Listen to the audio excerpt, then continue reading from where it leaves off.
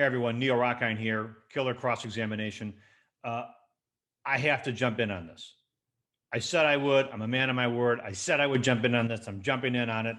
The stuff that's going down with Robinhood and TD Ameritrade and these stocks like GameStop, AMC, Nokia, BlackBerry, the trading companies, the apps like Robinhood and TD Ameritrade, Webull, all of these trading apps, and the hedge funds, Citadel and Steve Cohen and whatever other cool name they came up with to name a hedge fund. All of this in the last 24, 36 hours is nauseating. It brings up the bile in my throat, and I couldn't resist. I couldn't wait to talk about this. So we decided to do another podcast, an interim emergency killer cross-examination podcast, because I would like nothing more than for somebody from Washington, D.C. to contact me for me at a hearing, at a congressional hearing, to conduct the examinations of the people who are involved. These people need to be exposed. They need to be subject to absolute killer cross-examination. It's unbelievable what's been going on, and I couldn't sit still. I said I was going to comment on it, and I am, for this reason. I know that there are people who've traded. I've watched what's happened over the last 2 weeks or so of trading in some of these stocks. I'm not here to comment on the propriety of whether or not, the propriety of investing or not investing. I'm offering no financial advice. I'm not offering any opinions about hedge funds or anything else like that. I'm simply going at this from the perspective of watching what has happened and watching these people get on television in relatively friendly forums, CNBC and other news venue, publishing statements online, publishing statements on Twitter and Facebook, and then acting like, we had a legitimate reason for this. And all the while thinking to myself that these folks need to be under oath. These folks need to be properly cross-examined. When I mean properly cross-examined, I don't mean by speechifying, speech-making congressmen and congresswomen. I'm talking about cross-examined by real trial lawyers, people like me. Because what I have witnessed over the last 24, 36 hours is disgusting, and it needs to have a light shine on it. And the only way to get at the truth, the only way to shine a light on it, is to actually conduct real, vigorous cross-examination, the kind that we advocate. Let me break it down for you a bit about why I decided that I have to talk about this subject today. First, I listened to the CEO of Robinhood as he went on CNBC, and then he went on to CNN. I watched those interviews. They were pathetic. If this is the guy who is putting forth an IPO for Robinhood on the stock market, and he's trying to take this company public, and he's the face, he's the guy, I can't think of somebody less ready for prime time than that guy. You ever seen someone who is completely caught in the act, caught in the moment, like a deer in the headlights? You want to tap the screen when the guy's talking and go like, dude, fucking show some animation. Move your eyebrows. Move your head. Get into it. Do something. Show some animation. Show some emotion if you're going to get up there and speak. Don't sit there like a deer caught in the headlights, like someone that just got actually, caught walking out of the Triple X theater. Because that's how he looked on those television shows. Go look. Go look at his face. He looked like he had absolutely no idea. Like a Mack truck was coming at him and he was frozen in place. That's how he looked. And his answers were even worse. He was a sitting duck for newscasters and journalists like Chris Cuomo, who were, and the guys at CNBC who were essentially, there's not under oath. They can't force answers. They can't put questions to him that force him, and they have a time limit because they got to get to a commercial or a next segment. And in the meantime, his answers to the questions were awful. They kept pushing him. Was it a liquidity problem? No, regulations, and we have regulations and SEC obligations. I would have loved to hear someone say, identify them. Don't sit here and to the millions of people that relied on your app and your claim that you are akin to Robinhood, that you are for the little guy to be able to invest and take money from the little guy and from the big guy, from the prince, the rich, and you're going to give it to the poor, which is your insinuation. You're going to democratize trading. So if you're going to do that, then and you should be prepared to answer the hard question. And I would have loved to see the guy from CNBC or the guys from or Chris Cuomo actually follow up with a more pressing question. You keep saying SEC obligations, so it sounds like you know what you want to say. What obligations? We'll list them, we'll look them up, and we'll get back to you after the break. We aren't going to let you off the hook. Well, you're here. You got a hook in your mouth. There's an old Talmudic saying, which is you catch a fish by its mouth. And as this guy said, well, no, we didn't have liquidity problems and we weren't in the bag and we didn't try to deliberately stop people from trading because retail investors from trading or selling, because we weren't in the bag and doing a favor for the large houses and the hedge funds who were dying on the vine. I mean, shriveling up and dying on the vine. We weren't doing them a favor by halting the ability to buy into some of these stocks. No, we weren't doing that. We had regulations. We're a very heavily regulated industry. How about the next follow-up question? Okay, I'm familiar with the regulations. List them. We got all day. This is a pressing subject. List the regulations. Don't just let them off the hook. You got the fish by its mouth. Hook them. Reel them in, man. Reel his ass in. What regulations? Because you and I both know that the answer, it's a bullshit answer. And then when they press him, it says, well, it sounds like you have a liquidity problem, which means that they didn't have enough money to pay the brokerage houses or the clearing houses for the trades on GameStop and AMC and Nokia and other and BlackBerry.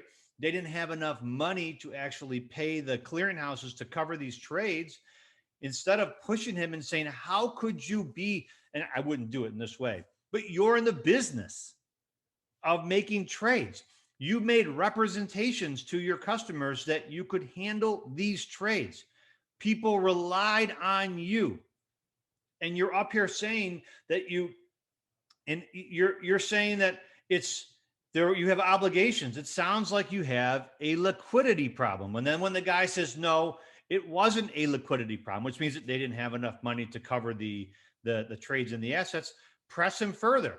Well, it can only be one of a couple things. Either you're colluding and conspiring with the hedge funds who are your master, or you ended up or you had a liquidity problem, or there really were financial regulations that you were in violation of. So let's just break it down. Let's take the rest of this news segment and break it down.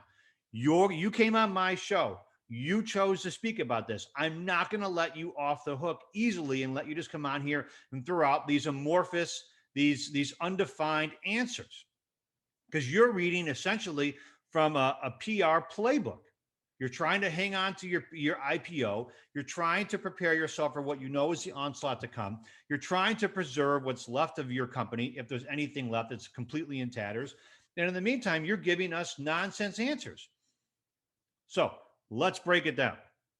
We've already broken down the SEC violations or whatever the regulations are. You tell us what they are. We'll take a break. We'll have our thousands of people look them up, and we'll get right back on the line. Or if you know what they are, you tell us what they are. Don't give us these vague answers. 2, if you keep saying clearinghouse, reserves, clearinghouse, what that means is you didn't have enough money, that you were literally representing to people that you could make these trades. They relied on you to make them. And then what you did is you didn't have the money to do that. And the reason you don't want to admit that is because it essentially reveals your business. It destroys the credibility of your business as a brokerage. So don't let them say reserves. Don't let them say, oh, it's, don't let the clearinghouse. Don't let them give these fancy terms that is like somebody talking like these new age millennials when they come to me and they want to talk about, they have all these new words for things like the deliverables on the project were expirable. And, we were trying to have an intermediate set of data points to review. The fuck are you saying? Are you saying that the stuff that you promised me to do and to provide to me, you're not able to do? Because that's what it sounds like. So on top of that, they want to claim that the relationship between some of these hedge funds, specifically, I think Citadel, and RobinHood had no relation whatsoever, had no impact on their decision to halt trading, not selling, because they let people sell into the void, but not buy. So they let people sell, which basically drove the price down, as opposed to actually buy, which would arguably make the demand higher and drive the price up. So their actions ended up benefiting the hedge funds like Melvin and Company that were dying.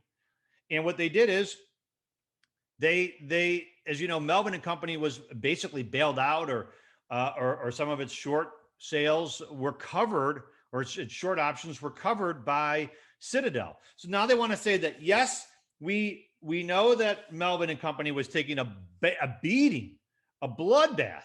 Like these guys would be on the street with like suspenders and a barrel around them.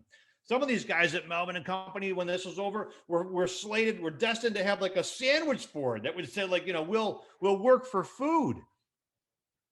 These were guys that probably shooed away the guys in LA or New York that came at a street light that came to wipe down their window, shoot them away and said, don't bother me. Don't wipe down my window on my Ferrari or my Lamborghini or my G-Wagon. I'm sure is what. And these are the guys that they were headed towards being the guys on the street wiping the windows down. And so the timing of this just happened to the timing of RobinHood's decision for regulation purposes and reserve purposes to just halt trading, halt selling to the retail investor. That just happens to benefit the hedge funds. It's just coincidence. It just happens to coincidentally work out that way. Do you know how absurd that sounds? Yeah, the conflict of interest, which there was clearly some level of duality of interest. I mean, give me a break. And now they want us to sit back and say, oh, it just looks that way. Looks that way? It looks that way?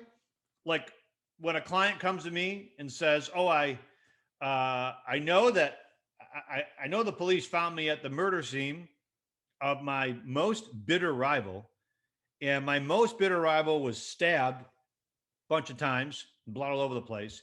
And I know there's blood on my shoes and there's blood on my clothes, and I'm holding the bloody knife in my hand, but I can explain that. It was just coincidence. I happened to arrive here, saw that he was down, tried to help him, and pick up the knife in my hand. It's just coincidence. Right. Sure.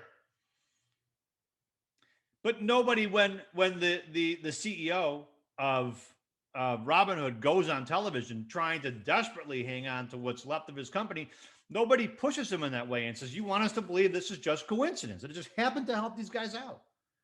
It just happened to coincidentally and circumstantially help out the guy, help out the company that bailed out the hedge fund that your retail investors were obliterating, were pushing into the financial oblivion, into the void, into the nadir. It just happened to be that way. I mean, you want to talk about Croc, dude, and I want to talk about a guy who wasn't ready for prime time. And I can remember years ago when Saturday Night Live did a skit that starred Martin Short, who pretended to be an executive or a lawyer for a company that was under 60-minute scrutiny. And he just kept dragging on this cigarette, and the sweat kept pouring down, and dragging on this cigarette, and the ash kept getting longer and longer, and dragging and sweating. I thought to myself, man, this was a great skip. And I looked last night and I saw the guy on the CEO of Robinhood, and I thought, oh, that's that guy. Martin Short should come back and play that guy. Martin Short should come back and play that guy in a Saturday Night Live spoof of a soon-to-be 60-minute skip. And that guy had better get ready for the most grueling examinations. If I had to do it, I think I would destroy the guy. I would literally rip him up to shreds. And I'm not even a savvy financial investor. I'm not that guy. I got friends of mine who talk about this stuff all the time, and I sit there, my eyes glaze over, and I want to talk about sports. But I'm telling you, even I, just knowing what I know, could cross-examine this guy into a hole. He would lose 10 pounds of sweat, from dripping sweat, if me cross-examining him. This guy wants to go on a diet. Sit down in the witness chair and let me cross-examine you about these things. I'm not going to let you off the hook. I thought Chris Como did a pretty good job in an interview. I thought that a couple of the guys at CNBC were like basically throwing softballs, let them off the hook. Not this. You don't get off the hook for this. You don't get a softball questions. You get real probing examination, because you got to be one hell of a guy, or you have to have created one hell of a nuclear atomic type calamity in order to bring Ted Cruz and AOC to the very same point. And a guy in an industry that was able to do that, to bring the far right and the far left together at one moment, that guy deserves to be subject to the best cross-examination available. I hope we see this going down in Washington. And if you're listening, Washington, D.C. politicians, I'll drop what I'm doing, and I will come there and I will drink a ton of coffee. I'll drink a ton of Red Bull, even though that's not good for my heart. I will drink espresso, Cuban coffee, you name it. I will stay up, and I will be absolutely prepared and ready to cross-examine this guy and these guys if given the opportunity. I probably won't be, but I hope somebody who does is paying attention to the way that we discuss and we suggest people like him and them ought to be cross-examined. RobinHood my ass. More like Sheriff in Nottingham. This is Neil Rockhind. Just another day. Another day in 2021 that was supposed to be a lot more chill than 2020.